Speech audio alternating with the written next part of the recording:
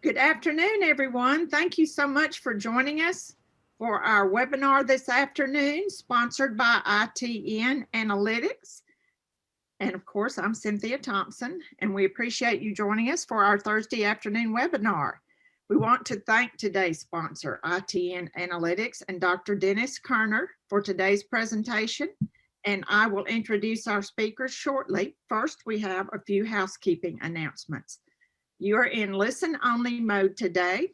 However, the session is participative and we want you to interact. We love it when you're engaged. Use your chat box to send us questions, and we will have a Q&A session at the end where our speakers will be answering your questions.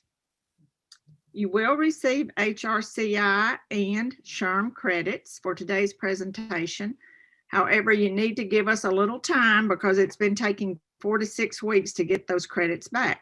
As you know, we are in spring conference season, so give us about 30 days before you inquire about it.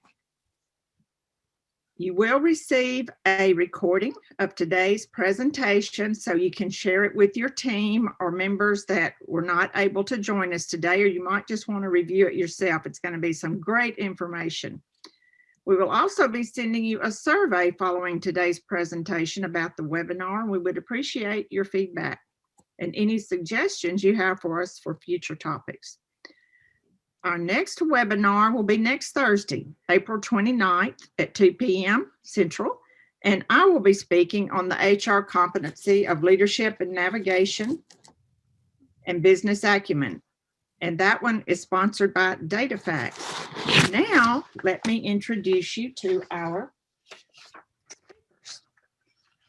This afternoon, we are proud to present Dr. Dennis W. Kerner, who is President and CEO of ITN, a leading provider of statistical services for human resource departments, specializing in data-based methods designed to improve workforce retention and productivity.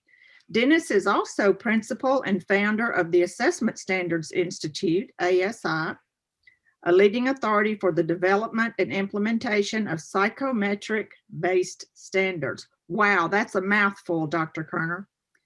We also have Cindy Ogden, who is president of Fuel It, an immersive training solutions firm in Memphis.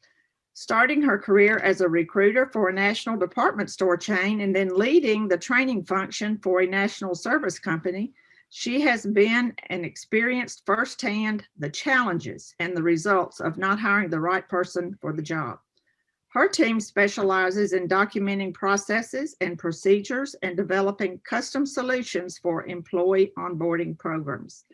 We're also honored to have Gwendolyn J. Tucker with us this afternoon, who is managing partner of RICS International and a trusted advisor in matters related to diversity, inclusion, equity, and sensitivity. In her roles in corporate America and now as a business owner, she has sat in on both sides of the table in the hiring process. Whether as a decision maker or a participator, Gwen is acutely, Gwen, aware of how bias, explicit and implicit, can infect the hiring process. Today, she will share proactive strategies for removing bias from the hiring process. So thank you, everyone, for being here and participating today. And I'm going to turn it over to Cindy now. All right. Thanks so much, Cynthia. I appreciate it. We're excited to be here today to share with our HR professional community how using the right tools, the right processes, and the resources can remove biases from your hiring process and promote diversity in your hiring. And if it's done well, it can also lead to HR function becoming a proactive business partner within the organization. So today's session, we are going to show you how to create a structured, bias-free hiring process that clearly defines job expectations, relates applicant attributes to job benchmarks, informs interviewers of their bias tendencies, and uses data to provide insights and improves your hiring results. Meaning you hire the right person the first time. Our agenda today, we're going to walk you through the 8 steps for a bias-free hiring process that are broken into these 3 segments: leveraging technology to remove bias, aligning the candidate and the company's vision, mission, and core values, and then finally preparing for the interviews. So let's start by talking about what bias is. Unconscious biases are social stereotypes about certain groups or people that individuals form outside their own conscious awareness. Everyone holds unconscious biases and beliefs about various social and identity groups. And these biases stem from one's tendency to organize social worlds into categories.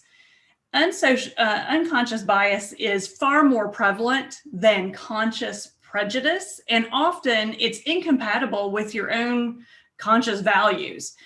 And so what we have to understand is we apply these unconscious beliefs in our evaluation of others. And it's important to understand how these come into play in the hiring process.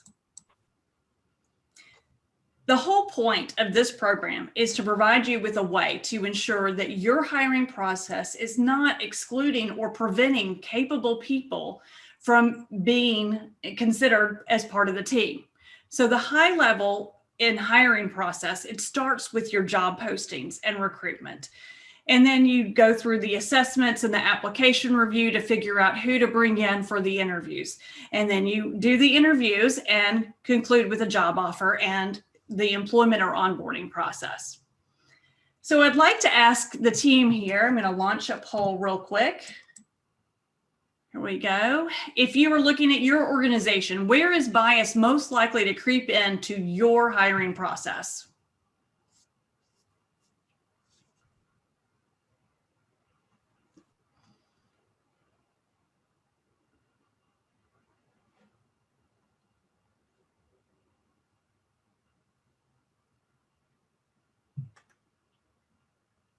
Just another few seconds to respond.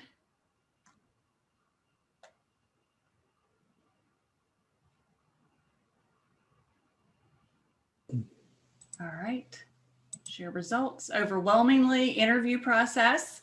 Very good. Well, we will be talking about each part of the hiring process and how to remove bias from it. So let me stop sharing there. The point is that bias can be present in any and all of the steps, eliminating, again, qualified candidates from being considered, which coincidentally can also lead to charges of discrimination, which we all want to avoid. So Gwen, I'd like to ask, what are your thoughts on bias in the hiring process? Thank you, Cynthia. Cindy, I'm really thankful to see the responses from the folks who are participating on where it can creep in. And in actuality, I have seen it creep in as early as the job posting. That many times what happens is we will write a job description with what we would call the ideal candidate in mind, but it could also be very biased. I love this quote by Dennis that says, selecting the right person is one of the most important decisions you'll ever make, because all of us who are on here know that if we don't do it right the first time, and if we don't have time to do it right the first time, we don't have time to do it over. And sometimes terms such as right, perfect, ideal, those words sometimes can elicit and bring in some unconscious bias if we're not careful. And so one of the things that, as we are talking about the process and as we're moving forward, is to be mindful of the terms and terminology that we use so that it doesn't lock us into some unconscious biases that we do have. Dennis, I'm not sure if you want to chime in here or not on this particular piece or not. I'm sorry, Gwen, was that for me? Yes, around these terms of, well, really. Yeah, I think what I like, Gwen, is we all come with a notion, and really we need to come with true understandings and facts and experience and a perspective that's been viewed by others, so that when we pick a word, right, perfect, ideal, it really has some substantiated basis to it and has been subjected to review so that it can stand the scrutiny over time. Thank you, Dennis.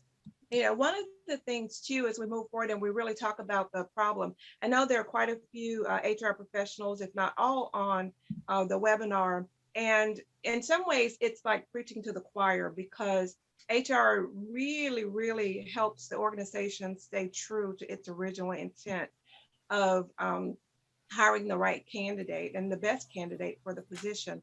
But if we're not careful, the others who are involved in the hiring process, we have to make sure that they stay true and remain and keep that integrity as well.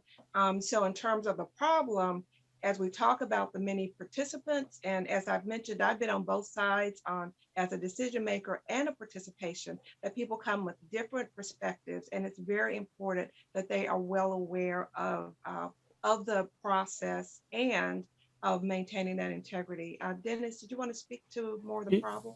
Yeah, exactly. I think in the ideal world, well, as you said, Gwen, the problem is everybody comes to an interview with their own preferences and different points of view. And really what we would like in the ideal situation is we would like all of the individuals involved in the selection process to be aligned in terms of what we are looking for the attributes of the person, with those attributes related to job performance. So the challenge is made even more difficult because candidates often shade information. So we have our biases. Applicant candidates are able to pick up on what we like by reading our gestures and then shade their information and their behaviors so that they influence us and play to our preferences and values. So our biases and shading of information can often lead to hiring the wrong person. So bias in the hiring process is a very common problem. The solution to the problem is to take an objective and, where possible, data-based approach to how applicants are evaluated. An objective approach requires that we take a close look at the many attributes that are necessary for success on the job. This may include lots of different factors such as prior job experience, specific skills, attitudes, for example, attitudes towards safety or following rules or whatever's relative to the job, the motivations of the person, their behavior, and the appropriate general mental abilities that are needed to do the job that they're applying for. Each of these attributes should be directly related and essential for job performance. And then in addition to looking at the applicant attributes as related to job requirements, we then also want to put each of the applicants through the same process. We want to treat all applicants the same. This next slide shows us that when we are hiring someone, there are many factors to consider when implementing an effective and unbiased hiring process. In today's presentation, we're going to walk through each of these factors. There are 8 of them required for hiring success. Number 1, we're going to talk about knowing the law and making sure everyone complies with EEOC guidance. 2, understanding who to hire. That's developing the list of attributes that are required to do the job. 3, when we evaluate candidates, we really need answer rubrics and benchmarks. We should all be on the same page as the difference between good and bad.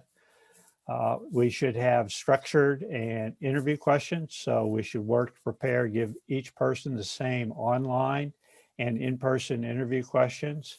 Number 5 is a really important one. Know your results. For those positions where we're hiring a lot of individuals, keeping a track record of the attributes we've used and the resulting benchmark, the resulting metrics in terms of the performance of their job and relating those two to know how effective our hiring program has been is a great aid in improving your hiring efforts. We talked about standardizing your hiring process. We'll go through some software programs and things that can help you there. Gwen then will talk about measuring your biases. So it's important one, to have a structured database approach, but two, then to get outside perspectives on what people are seeing in terms of the behaviors in the organization to know if those biases exist. And finally, and this is based on my many years of experience, the best way to improve your hiring, have a database structured process, but you can't just have one in place. You have to train everybody to understand what are the objectives and what's the process that everyone should follow to achieve those objectives. So with that said, Gwen, why don't you take over here and show us the first 5 steps of the process?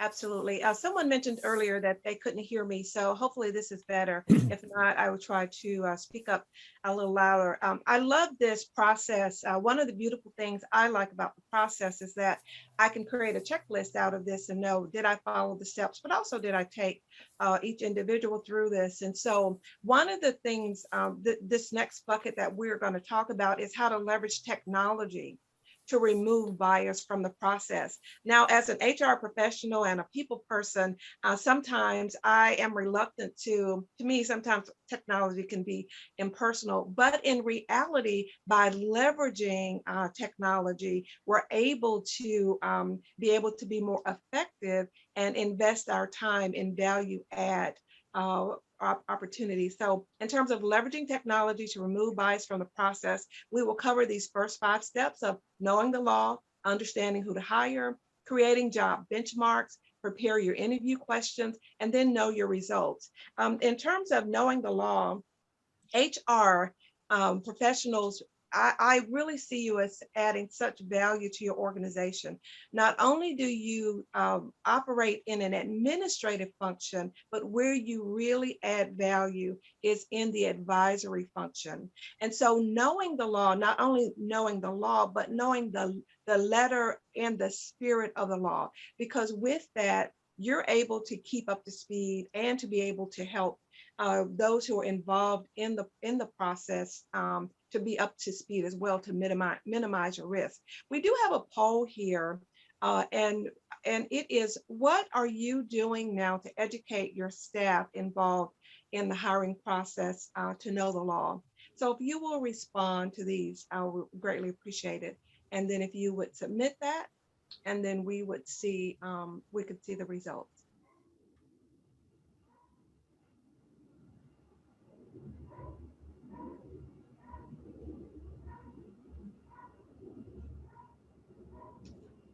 We'll give everyone time to respond, and then we will show the results.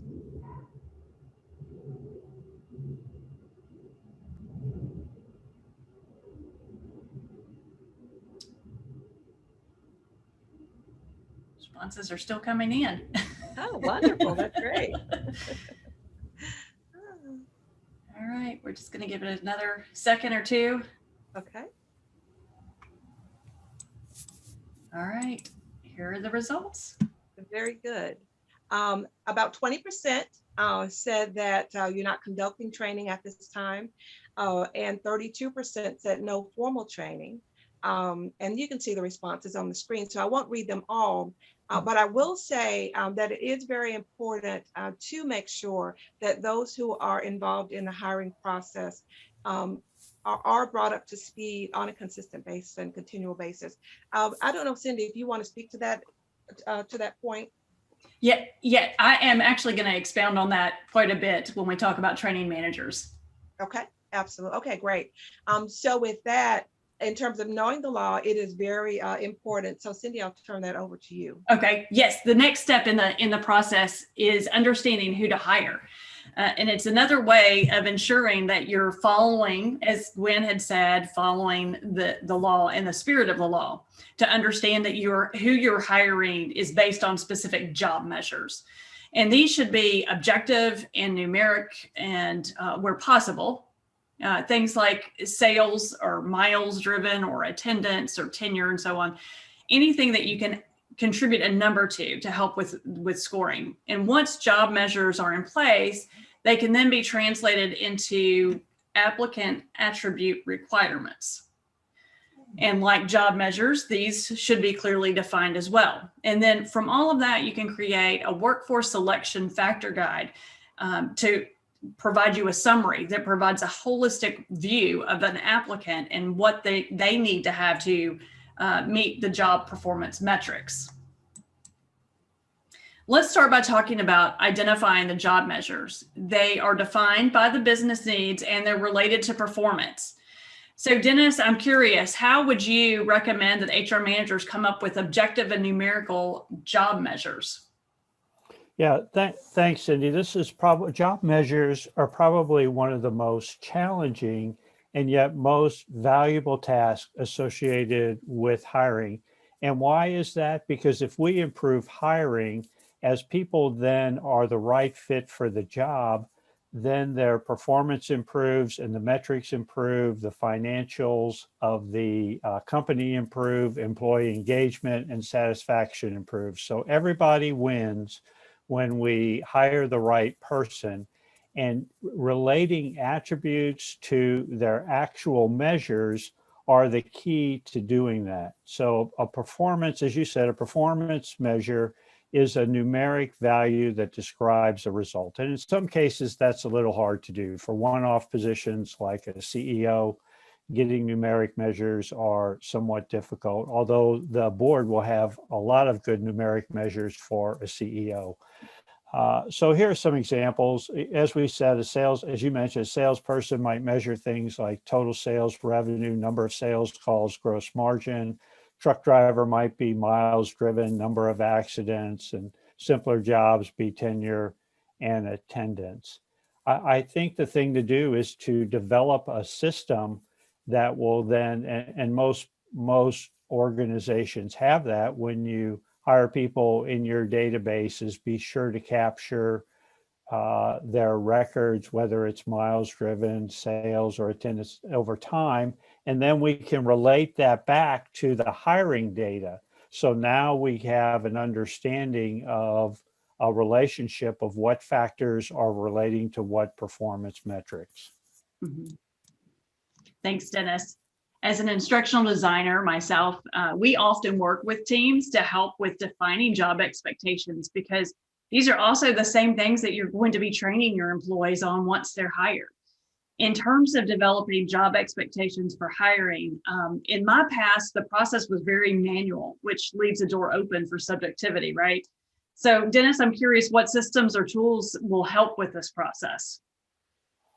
I think systems people already have in terms of their hiring programs. Certainly one of the things we use are applicant tracking systems. So in the applicant tracking systems, we can have our online questions, our testing, our assessments, and we can have the hire date, so that all we need from the when the analysis is done, all we would get from the company would be a termination date, perhaps a termination reason, and then associated, it might be tenure, attendance, callbacks, or the performance metrics related to that person in their files. And we merge those together and then do the analysis.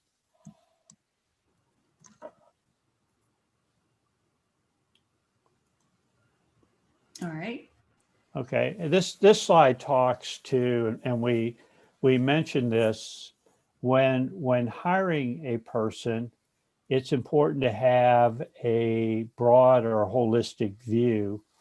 And that whole holistic view covers lots of things: their behaviors, their motivators, their general mental abilities, their skills, their attitudes. So often, and I do this every day with hundreds of thousands of people, and I can tell you the misrepresentation of applicants' abilities relative to their true abilities are often quite startling. So in this particular case, the use of assessments and skill testing is a great help. Let me give a specific example. In many of our manufacturing companies, there's a need for a mechanic, and mechanics are responsible typically for ensuring the proper operation of a production line, as an example. So part of the testing for mechanics would be things related directly to their job. Can they read gauges? Do they understand measurement methods? Or do they understand mechanical movements? If one gear turns one way, which way does the other gear? Just basic, simple things. And I can't tell you how many times when given simple questions that the applicants who represent one level of ability are tested to a quite deficient level. So the other thing it does is that, of course, different people are made for different jobs. So having an understanding of the person is a benefit for the job, but it's also a benefit for the person. There's no need putting someone in a job that requires a high attention or attitude towards safety. And if they don't have one, we're not really helping that person. Or put a person who need a job that needs a lot of attention to detail would drive a person crazy who doesn't have attention to detail. So aligning applicant attributes to job needs is a great way to ensure success for both the company and the applicant.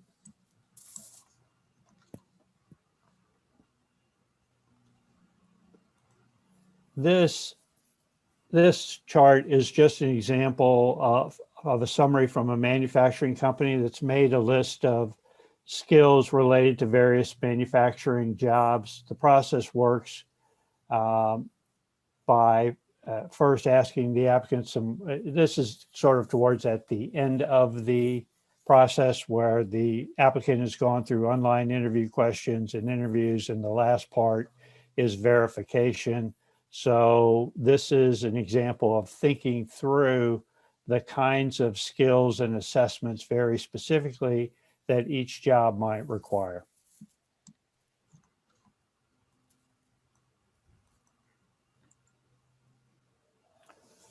Then once the attributes of the job have been defined, the next step in our process is to document the collective judgment of the group into one document that captures all of the attributes needed to successfully perform the job. We call this the Workforce Selection Factor Guide.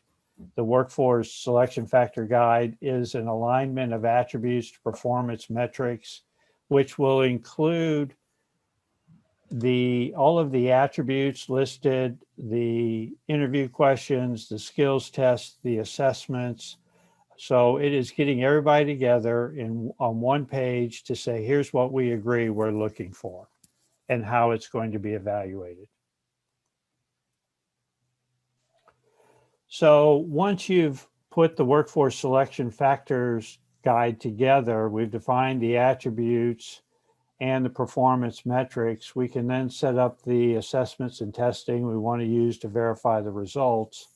The last step in the assessment and testing process is to benchmark your results by having subject matter experts take the same assessments and skill tests that your applicants will take. The average scores can then be used as a guide to be able to judge strength from weakness. And clearly all of this can't all be done for every job, and it's not practical to do it for all jobs.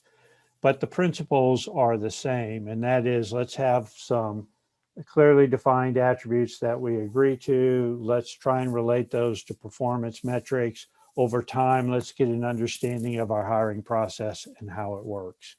And having benchmarks will help guide us to know relative strength of applicants. This next slide is an example of benchmark scores. So here we have benchmark scores for welders.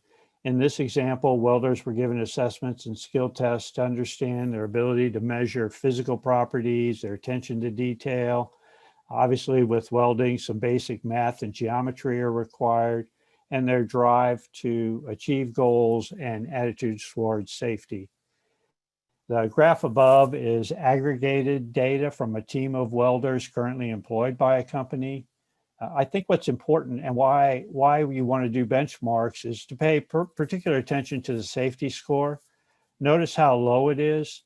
So here we can see on a relative basis that welders in general are pretty risk tolerant. So it's important to, as those dimensions will vary by different groups, it's important to have some benchmarks to help evaluate your applicants. Dennis, one of the things I would like to say here on this particular, in terms of preparing your interview and questions, would you change your in-person interviews based on your online responses or anything as you step through them? Oh, most definitely. So I think we're looking for consistency across the process. So the assessments or testing, the online interview questions, and the in-person questions should all target the attributes, but they're somewhat hierarchical in that the online questions really just give you a simple understanding of basic strengths and weaknesses of an individual. The in-person interview is a way to follow up, to get more detail and to get situational perspectives, or understand how people would behave in a situation, a specific situation. So most definitely, Gwen, you can, that's the whole point of the interview, is to use your personal judgment and experience to probe, to better understand strengths and weaknesses. One thing I would like to comment on that slide too is to be careful as we jump from online to in-person, to be careful not to let implicit biases factor into that equation, as though we assume or understand what those responses online meant. But we can clarify those in person. Thank you, Dennis. Gwen, that's a great point, because oftentimes we find that applicants will have a number of wonderful responses and hit the nail on the head for some of the online questions. And then they may come up with a question or an answer that really isn't on target. So for example, a common one is someone looking for someone to work in a manufacturing facility. They may have all of the attributes. And in one of the answers where we're looking for someone who's going to have attention to detail, they may say they're creative. Well, the last thing you need on a manufacturing line is creativity. People following the process, one, to ensure efficiency of the line, and two, safety is very important. And so that's an example of where you might ask the person, what did you mean when you said you were a creative person? So it opens the door to begin to better understand the capabilities, attitudes, and behaviors of a person, which is really what reducing bias or eliminating bias is all about, right? It's getting past our initial judgments and having a true understanding.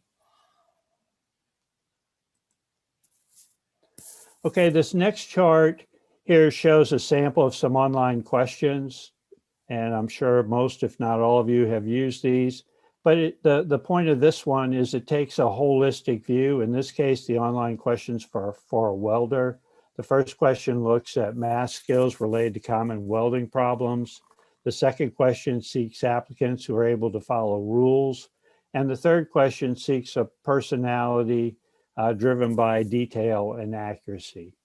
So just simple examples of how you want to use your online questions to find strengths and weaknesses and take a holistic snapshot of your applicants. That's right. The online questions are a great tool to help remove bias from the process of selecting who to have face-to-face interviews with, right? It helps you select, do these people meet the skills and requirements for the job, at least on paper, to bring them in to have the conversation. And for those who are selected for an in-person interview, and you want to have that holistic view of them, right? So you want to make sure you have a variety of interview question types. For example, you'll want to ask some that are role specific, that present job related challenges. And you want situational questions that are those what if scenarios, and some that are operational to ensure that they truly have the experience and understand the processes and procedures, like Dennis mentioned earlier, making sure that they have the right mechanical skills to fit that job. And behavioral questions, asking for examples of specific job-related behaviors that they have demonstrated in the past. By having the questions mapped out, you can then create a scorecard. And here's a sample of what a scorecard could look at that allows you to rate the candidate's responses to the job criteria. And everyone who conducts the in-person interviews would use the same scorecard to go through and rate their conversations with the interview. Now, Dennis will show us how to interpret these results.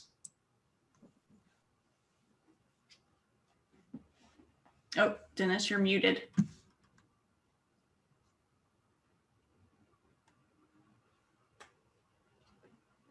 Yeah, knowing the results is critical. The value of the scorecard is that it is the most wonderful tool ever for helping to eliminate bias, because the scorecard, really what it does, it takes your opinions, values, judgments, and it puts them on a piece of paper at a relative level.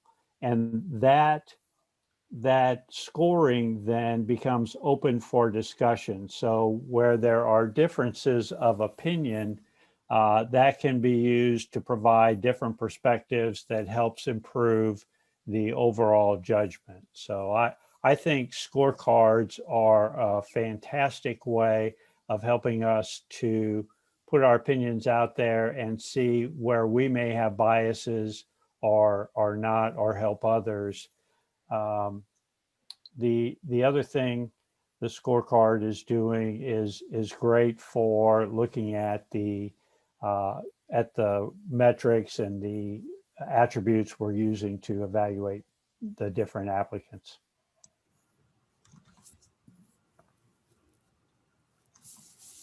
And this chart, one of the things we mentioned earlier was we want to know how good we are at hiring over time. So what gets measured gets improved. And I found very few organizations that measure their hiring effectiveness. So if I could encourage you to do one thing, if you have a lot of different positions, the same positions that you hire for, is to measure your hiring effectiveness. And so in this particular case, the way we measure hiring effectiveness is we look at the attributes and we triangulate those attributes against three factors. One, against the actual performance metrics using three factors. One, how well did our interview score data relate to the performance metrics? How well did our manager data relate to the our ratings, our scorecard? How well, that's star rating here, that's the scorecard. How well does our scorecard relate to the attributes and the performance metrics? And then we also ask, when someone leaves, would you rehire them again? So if you would rehire them, then they probably had good attributes, and if you wouldn't rehire them, then the attributes probably weren't correct. So we try to triangulate our data against each other so that as shown in that simple bar graph, that's an alignment of scorecard rating to interview scores, online interview scores. And it took a couple of years to get the company where the managers were trained, everybody knew what they were looking for. And now the manager ratings, the online interview, and the hire rehire data is aligned. So food for thought for ways to think about your program, but certainly tracking your performance is key to success. My last slide is an example of what the results may look like. And so in this particular chart, we have the item, which is the attribute we're looking for. We have active, which is people who are currently employed. And then we have terminated, those who have been terminated. And this is over a defined period of time or tenure, so that we can see that this is for our online interview questions. The mean scores were higher for those who were retained rather than those who were terminated. The scores for the attributes that were desired for this particular position was helpful to others, patient, independent, can be part of a team effort, and have efficient use of time. You see that these are good attributes because their scores are much higher than for those who were terminated. And just to point out a simple math concept, some of those differences don't look very large, but that's over, I would guess that's over 5,000 people. So small differences over large numbers are highly significant.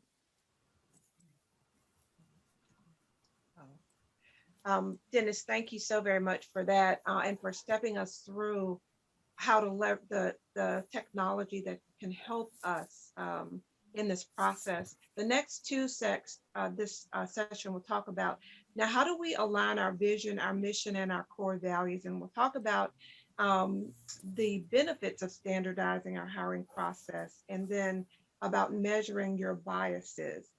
One of the things to keep in mind on the next slide as we think about when we bring people into the company, this is a strategic hiring process. I used to be a certified career transition coach for a global organization. And really what you want to see is the competence. Can they do the job? Can they do it here? Can they do it with us? And then also that piece around compensation.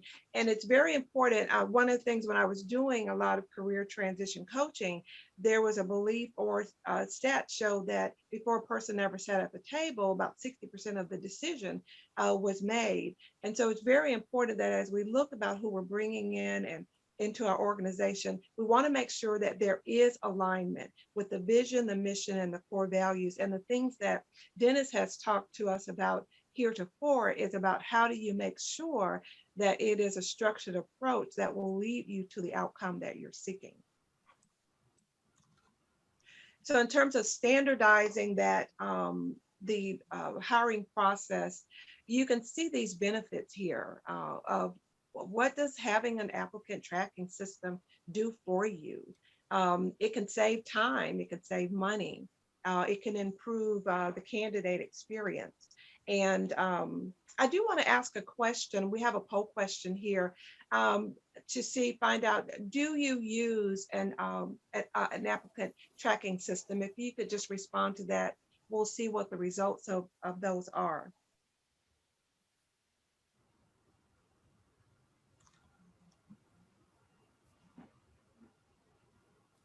And that poll is still in progress, so we really appreciate your participating.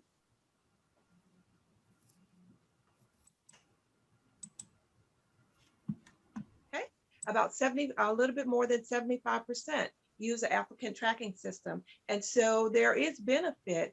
One of the things that I love is that it improves the candidate experience because once a candidate has a positive experience, that's positive for you as well. I love the other piece around ensuring legal compliance and then providing insight. Dennis, would you like to speak a little bit more at all on these benefits of having an applicant tracking system? Sure. I think the part I would add to it is, one, it automates the process, treats everybody the same. It makes you think about your process and standardize it. And from my perspective, one of the great things is that everything you do on the applicant tracking system, the data is captured. So you can go back and look at what you are doing from a data perspective and use it to help you make better decisions.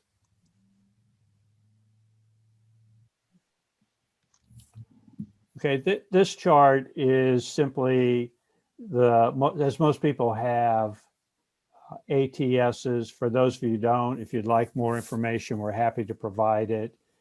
Here are some of the capabilities that most platforms have. In our world, we are the ones who pull the data from the ATSs and use our AI and algorithms to relate it to performance metrics so that over time we can help you identify the best attributes for increasing retention and performance. Thank you, Dennis. One of the things I do love about this is that it does help us keep those biases in check. And in terms of measuring our biases, we have to be very careful about how they can interact. We do have a poll question here as well to ask you if you have a way of measuring bias in your organization. If you will just respond either yes or no, we greatly appreciate it, and then we'll see the results.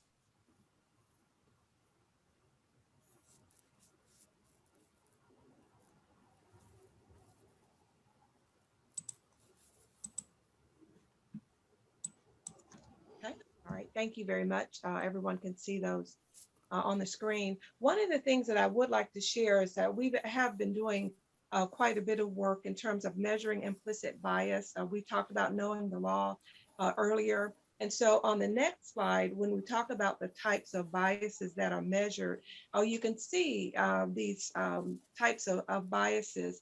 We do an implicit bias audit. And one of the things I will just share, especially around this age piece, is that it's very important. You can see my gray hair. And one time I was doing my career transition, someone advised me that I should probably dye my hair because they might think I'm too old. And so that was a type of bias that showed up. And so we're able to detect and measure those types of biases. And one of the things I would like to share, Dennis, if you could talk a little bit about this implicit bias and this decision tree and what it shows us, please. Yeah, I think just like we want to relate the attributes of employees to performance metrics so that we understand what's important. Another thing to do is just take a broad view of the organization using something like the implicit bias audit and get perspectives from the employees regarding their job, their team, their manager, and the organization, their personal experiences. And all this chart shows, it's just a fancy chart that shows we have some powerful tools that exist today that can go find relationships and interactions in the data that normal spreadsheets and simple observation by humans can't. So the point is there's some very powerful tools out there that can help you find bias in your organization. And one of the things, just want to make sure that the importance of of finding that bias and addressing it is so you can mitigate those risks and that you reduce those risks not in the workplace as well as in the hiring process. So that's very, very important. And so as we move to the next step, Cindy, I'll turn this over to you. All right, thanks, Gwen. Once you've done all this work, all these steps that you've taken to ensure that you have a bias-free hiring process, the last step is to prepare the interviewers. And that was one of the questions we asked early on. How are you training your hiring management team? My first job out of college was working for a retail department store chain as a city recruiter. And I had worked on the sales floor through college. And as soon as I graduated, I got that big promotion. I was so excited. And the crazy thing is, I received absolutely no training for the role. And I was definitely an HR nightmare if anyone had found out some of the questions I was asking, because I was just trying to have a conversation and put the candidate at ease. And I had no idea that I wasn't supposed to ask, are you married? Do you have kids? Where do they go to school? I thought I was just having a conversation. How many of your hiring managers are doing the same thing? And I also discovered when I was leading a training function, I encouraged my team to do a group interview with candidates because they would be coworkers. It's so important if you have team interviews that everyone who's involved in that process understands the workforce selection factors, the legal guidelines for hiring, and understanding how implicit bias comes in. There are so many different ways that you can deliver training through facilitated workshops and so on. The key here is, though, to keep the reinforcement coming, to keep reminding people, because in some cases, if we polled earlier on, you're only hiring a few people a month, so it may not be as often. So those refreshers will come in handy. even having a library of standard courses that you can give managers that they can get refreshers, and it's different. You're not going through the same workshop every year, right? It's just giving them a little bit of flavor and continuing the education. So we've gone through the 8 steps, and as Gwen mentioned earlier, it's great to have a checklist so you can say, am I doing these things that are going to eliminate bias in the hiring process, and making sure that we're not eliminating qualified people from being considered. To get a complete perspective for new hire success, we've just touched on the hiring process. That's what we've been focused on today. But for a new hire to be truly successful, it's not only important to hire the right person for the job, but you also have to provide them targeted training that will make them successful, and then providing a workplace atmosphere that promotes and encourages diversity and inclusion. So we'd like to conclude with Dennis. Tell us a little bit about WOTC. What is this? Okay, as we're all hiring, I just want to give everybody a reminder, if you're not doing this, you should be. So there are these tax credits called work opportunity tax credits, and they are available to everyone. They range from $1,500 up to $9,600 per person. They're very easy to get. They're for people from different classes. If you're a veteran, if you're on the SNAP program, if you have been unemployed. So if we're hiring people, especially for those making, we estimate about $25 or less per hour, the opportunity to get these credits is there. It's a simple process. We happen to have it automated. There are others who can do it for you as well. So we highly recommend taking a look at taking advantage of the work opportunity tax credits that are available to you when you hire. Thanks, Dennis. All right, so that was a lot of information. Cynthia, do we have any questions that have come in? Oh my gosh, that was so informative, guys. Oh yes, we do have a couple. Let's see, our first, well, here's a comment from Crystal Wild that you might want to address. I'm not sure which one of you. I find it hard to determine what is necessary for the candidate to be able to do and what they can be trained to do. I hate to eliminate a good candidate who is teachable. What comments would you have, Dennis? Yeah, I think that's a great question. I think that's where different kinds of assessments come in. And so, what we try to do is perhaps know the behavior and motivation of a person. So I'll give simple examples. If you are a detailed analytical person, then your ability to understand and work on a job that has detail, you probably have a good chance of doing that. On the other hand, if a person has a behavior of being theoretical, or motivation of being theoretical, and behaviors of being detailed, putting them in a sales position where they have to go out and be extroverted and meet a lot of people and be influential and make quick decisions, then that's probably not the case. Attitude testing can help too.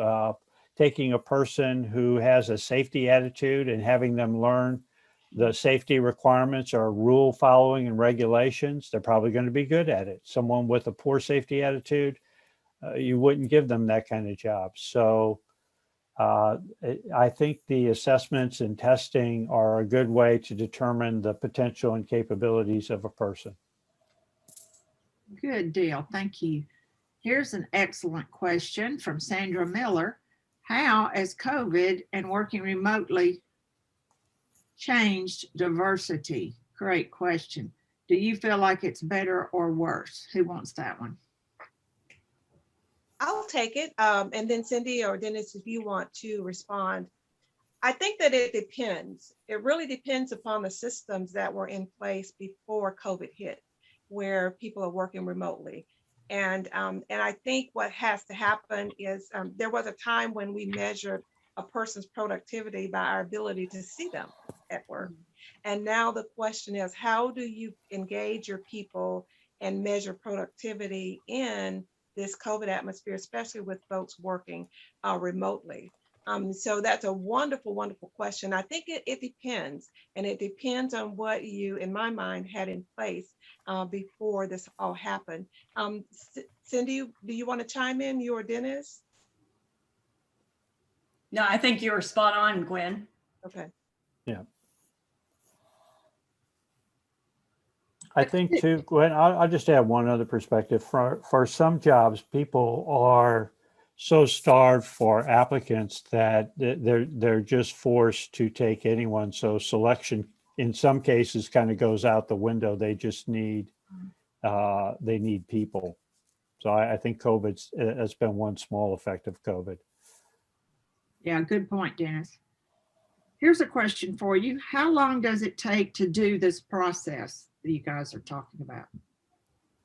I think the process is pretty straightforward. I think to develop the workforce selection factors and decide what performance metrics are can be done in a couple of days. Implementing programs such as applicant tracking systems and automating it is pretty simple as well. That's probably a couple of days. I believe the longer, more challenging part for this group is training the hiring managers to know what the attributes are, to know what the metrics are, to follow the process, and then to use it over time so that everybody can improve. Excellent. Here's the biggie question. What is the cost? Well, the cost varies. Typically, I think for applicant tracking systems, it's pretty reasonable. For small companies, it's probably a couple $100 a month, and maybe for larger companies, $1,000 or $1,500 a month. The workforce selection factor guide is a few $100s to put it together. So those kinds of things are relatively inexpensive, but very powerful tools. Well, and Dennis, to add to that too, if you implement WOTC in addition to these things, right, it helps counterbalance, right? Yeah, as an example, we have WOTC integrated into our hiring platform and program. And so it's a net cash contributor. It will generate, depending on how many people you hire, but the average tax credit is $2,400 per person. About 30% of people below a $25